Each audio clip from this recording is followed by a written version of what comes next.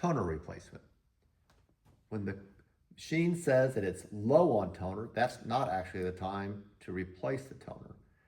It's actually just warning you that's getting a little low on toner. You may want to make sure you know where the replacement toner is, but don't replace it. When it says replace it, that's when you replace it. So on this particular machine, each one of these cartridges goes 28,000 copies.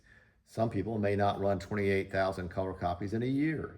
So when the machine it monitors when it's getting low on toner. It actually tells us when it's getting low on toner. We will come out and do automatic toner fulfillment even before it would ever run out. So you'll have it on hand. So there might be a couple thousand copies on it when it says it's low on toner. When it says that it's low on toner, don't replace it. But when it says replace, say the magenta, you're going to replace just the magenta. If it says low on the cyan, don't replace it yet. Wait until it says replace it. It's not good for the environment. It's not good for the economics of your service contract or whatever to replace it early.